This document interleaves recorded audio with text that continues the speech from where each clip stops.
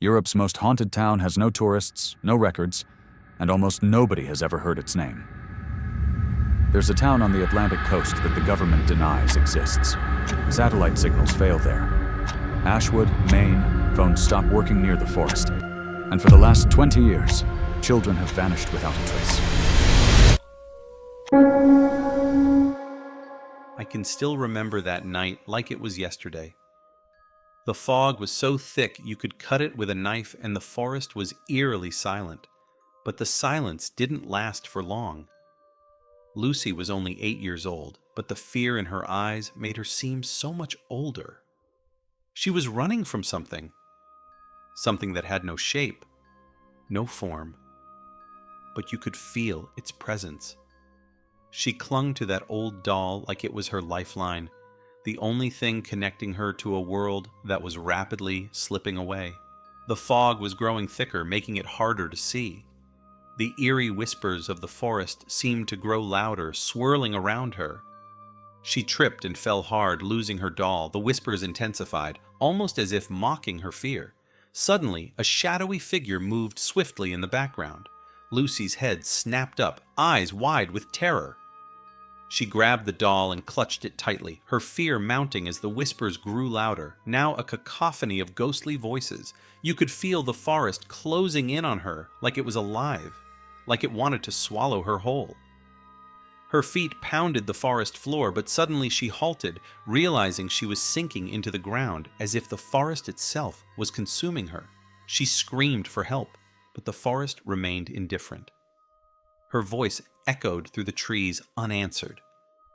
Tears of despair filled her eyes as she began to disappear into the ground. She held the doll above her head in a futile attempt to keep it safe. With a final, horrifying scream, she vanished. The doll dropped to the ground, landing softly on the mossy floor. The whispers died down, replaced by an eerie silence. The forest stood silent, keeping its dark secrets. The whispers returned, softer this time, as if satisfied with their latest victim. The forest stood silent, keeping its dark secrets. 20 years later, and the forest still holds its secrets. But some secrets refuse to stay buried.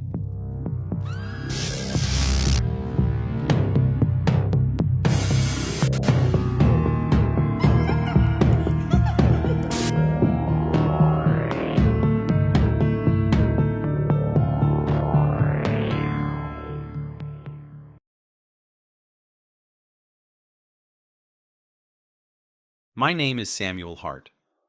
At 32 years old, I've made a modest name for myself as a writer, specializing in horror stories that delve into the darkest corners of the human psyche. But nothing I had ever written could prepare me for the reality of Ashwood's secrets. Ashwood, Maine is a town like no other. Perched on the edge of the Atlantic Ocean, it's a place where the mist never fully lifts, giving the town an ethereal, almost ghostly appearance. The air is perpetually filled with the scent of salt and pine, creating a sense of serenity that contrasts sharply with the unease that seems to permeate every corner of the town. The town itself is a blend of old and new. Colonial-era buildings stand alongside more modern structures, their weathered facades whispering secrets of the past. Ashwood's streets are narrow and winding, lined with ancient cobblestones that have seen centuries of footsteps. There's a timeless quality to the town, as if it's suspended in a different era, untouched by the relentless march of time. I arrived in Ashwood on a gray, overcast day, the kind of day that makes everything look a little more mysterious, a little more haunted. My grandmother, Evelyn Hart, had always been a distant figure in my life, a woman of legend and mystery. She was the kind of person who seemed larger than life, with stories and superstitions that felt out of place in the modern world. But now, she was old and frail, and it was my turn to take care of her. Driving through the narrow streets of Ashwood, memories of my childhood came flooding back. The old bookstore where I spent countless hours lost in stories, the ice cream parlor with its sticky floors and sweet nostalgic smell, the playground where I had my first kiss.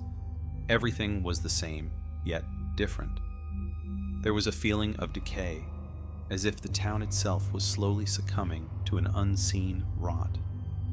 My grandmother's house stood at the edge of town, near the entrance to the Whispering Woods. The house was a large, rambling structure, its paint peeling and its windows clouded with age. It was a place that had always seemed a little too big for one person, a little too full of shadows and secrets. The first few days in Ashwood were uneventful, filled with the routine of caring for my grandmother. Evelyn Hart had always been a formidable woman, a healer and keeper of old traditions, respected and feared by the townsfolk. My mother used to say she had one foot in this world and one in the next, always attuned to the unseen forces that shaped Ashwood. As I settled into my grandmother's old house, I started hearing faint whispers coming from the woods. At first, I thought it was just my imagination, the wind rustling through the trees, but the whispers grew louder, more insistent, until it was impossible to ignore them. One evening, as I was helping my grandmother with her dinner, she grabbed my hand with surprising strength. "Stay away from the woods," she said, her voice a raspy whisper. "They're not safe. They've never been safe." I nodded, not wanting to upset her, but I couldn't help but feel a twinge of curiosity. The woods had always been a source of fascination for me as a child. I remembered the stories my friends and I used to tell, tales of ghosts and spirits, of strange lights and eerie sounds. But those were just stories, right? It started slowly at first, barely noticeable, just a faint, almost imperceptible whispering, like the rustle of leaves in the wind. But as the days passed, the whispers grew louder, more insistent. It was as if the woods were calling to me, drawing me in with a promise of secrets waiting to be uncovered. One night, unable to sleep, I found myself standing at the edge of the woods, the whispering louder than ever. It was a sound that seemed to come from everywhere and nowhere at once, surrounding me, enveloping me. My grandmother's warning echoed in my mind, but my curiosity was stronger. I took a step forward, then another, and before I knew it, I was deep within the forest. The woods were dense, the trees towering above me, their branches intertwining to form a canopy that blocked out the moonlight. The ground was soft and damp beneath my feet, the air thick with the scent of earth and decay. The whispers guided me, leading me deeper into the forest until I came upon an old abandoned cabin. The cabin was small and dilapidated, its wooden walls covered in moss and ivy. The door creaked loudly as I pushed it open, revealing a dark, musty interior. As my eyes adjusted to the gloom, I saw an old diary lying on a table in the center of the room. It looked ancient, its leather cover cracked and worn. I picked up the diary and began to read. The entries were written in a neat, flowing script, telling the story of one of Ashwood's founders. It spoke of a pact made with a malevolent spirit to protect the town, a pact that required a great sacrifice. The founder had bound the spirit to the woods, but in return, the spirit demanded a new soul every 50 years. As I read, the whispers seemed to echo the words of the diary, confirming the story. The air grew colder, and I felt a sense of dread wash over me. The diary ended abruptly, with a final, chilling warning. The time for the next sacrifice was near, and the spirit was growing restless. I put the diary down, my hands trembling. The whispers had stopped, replaced by a heavy silence. Suddenly, a loud, disembodied voice broke the stillness, urging me to leave while I still could. I turned to leave, but as I reached the door, I realized I was not alone. Shadows moved in the corners of the room, and I felt an overwhelming sense of dread. The spirit was here, and it wanted me to stay. Panic set in, and I ran, bursting out of the cabin and into the woods. The whispers had returned, louder and more frantic, as if they were trying to warn me. I stumbled through the forest, branches scratching at my face and arms, my heart pounding in my chest. I reached the edge of the woods, but an invisible force pulled me back. The spirit's voice was deafening, demanding that I fulfill the pact. I felt a cold, clammy hand on my shoulder, and I knew I was running out of time. With a desperate burst of strength, I broke free and ran towards my grandmother's house. The whispers followed me, growing fainter with each step until they finally faded into the distance. I collapsed at the doorstep, gasping for breath, my mind reeling from the experience. I spent the next few days in a daze, trying to make sense of what had happened. My grandmother was too weak to answer my questions, but I knew I had to find a way to break the cycle. The spirit's reign of terror had to end, and I was determined to uncover the town's dark history and put an end to its malevolence. The days that followed my encounter in the woods were filled with research and discovery. I spent hours in the town library, poring over old records and historical documents. I interviewed the older residents, piecing together fragments of stories and rumors. The more I learned, the more I realized how deeply the supernatural was woven into the fabric of Ashwood. The town's history was a tapestry of strange events and unexplained phenomena. There were stories of disappearances, sudden deaths, and sightings of ghostly figures. The Whispering Woods were a common thread in many of these tales, a place where reality seemed to blur with the supernatural. One story in particular caught my attention. It was about the Blackwood family, one of the founding families of Ashwood. They had built a grand manor on the outskirts of town, a mansion that had stood empty for decades. The Blackwoods were said to have been involved in dark rituals, making pacts with otherworldly beings to gain power and influence. Their downfall was swift and brutal, their mansion abandoned and left to decay. I knew I had to visit Blackwood Manor. If there were answers to be found, they would be there. The manor was a looming presence on the horizon, its once grand facade now crumbling and overgrown. The air around it was thick with an oppressive energy, as if the very ground was tainted by the Blackwoods' dark deeds. I made my way through the overgrown gardens, the path to the front door barely visible. The door creaked open, revealing a dark, dusty interior. The air was heavy with the scent of mold and decay, and the floorboards creaked under my weight. I felt a sense of foreboding, but I pressed on, determined to uncover the secrets hidden within. The manor was a labyrinth of rooms and corridors, each one more decayed and unsettling than the last. I found an old study, its shelves lined with books on the occult and the supernatural. On the desk, I discovered a series of journals, their pages filled with detailed accounts of rituals and pacts.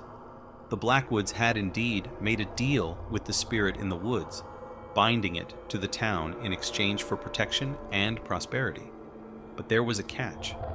The spirit demanded a new soul every 50 years, and the Blackwoods had been the ones to provide it. When the family fell into ruin, the responsibility had passed to the town itself. The journals spoke of a ritual that could break the pact, but it required a powerful artifact, an amulet said to be hidden somewhere in the manor. I spent hours searching the manor, my nerves on edge. The shadows seemed to move on their own, and I could hear faint whispers echoing through the halls. I finally found the amulet hidden in a secret compartment behind a portrait. It was a simple piece of jewelry, a silver pendant with a dark red stone at its center, but I could feel its power. With the amulet in hand, I returned to my grandmother's house. She was weaker than ever, her breaths shallow and labored. I told her everything I had discovered, and for the first time she looked at me with something other than fear. There was a glimmer of hope in her eyes, a belief that we could finally break the cycle. The ritual had to be performed in the woods at the site of the original pact. I waited until nightfall, the whispers growing louder as I made my way to the clearing. The air was thick with tension, the trees looming like silent sentinels. I began the ritual, reciting the words from the journal and holding the amulet aloft. The ground trembled, and a cold wind swept through the clearing. The spirit appeared, a dark, amorphous figure, its eyes glowing with malevolent intent. It demanded the soul it was owed, but I refused, standing my ground. I channeled the power of the amulet, focusing on breaking the pact. The The spirit screamed, its form writhing and contorting as it fought against the binding. For a moment, it seemed as if I might succeed. The spirit's form flickered, and the whispers grew frantic. But then, with a final, ear-piercing wail, the amulet shattered in my hand. The spirit surged forward, its presence overwhelming. I felt a cold, clammy hand on my shoulder, and I knew I was lost. The spirit's voice was deafening, demanding that I fulfill the pact. I felt my strength draining away, my vision blurring. The last thing I saw was the spirit's glowing eyes, filled with triumph and malice. I awoke in my grandmother's house, the morning sun streaming through the windows. The whispers were gone, replaced by an eerie silence. I stumbled to my grandmother's room, finding her still and cold, a serene smile on her lips. She had passed away during the night, her soul claimed by the spirit. The town of Ashwood was quiet, but I knew the peace was temporary. The spirit had won, and the cycle would continue. I had failed to break the pact, and now the town was at the mercy of the malevolent force that lurked in the woods. As I sat on the porch, watching the mist roll in from the sea, I heard a new whisper. This one was different, more insidious. It spoke of Blackwood Manor, of dark secrets and unfinished business. The spirit was not done with Ashwood, and neither was I. The whispers had revealed a new path, a new challenge. The haunting of Blackwood Manor awaited, and I knew I had to uncover the truth if I ever hoped to save Ashwood from its dark fate. I stood up, my resolve hardening. The sun was setting, casting long shadows across the town. I knew that the battle was far from over, and the spirit's grip on Ashwood was tightening. As I turned to go back inside, I felt a cold breeze brush past me, carrying with it the faint sound of a child's laughter. I froze, my heart pounding. The laughter grew louder, more distinct, coming from the direction of Blackwood Manor. I glanced back at the house one last time, then started walking towards the manor. The whispers followed me, weaving a sinister tale of horror and hope. The haunting of Blackwood Manor was just beginning, and I was determined to face whatever lay ahead. The spirit might have won this round, but the fight was far from over. Ashwood's secrets were waiting to be uncovered, and I was ready to confront the darkness.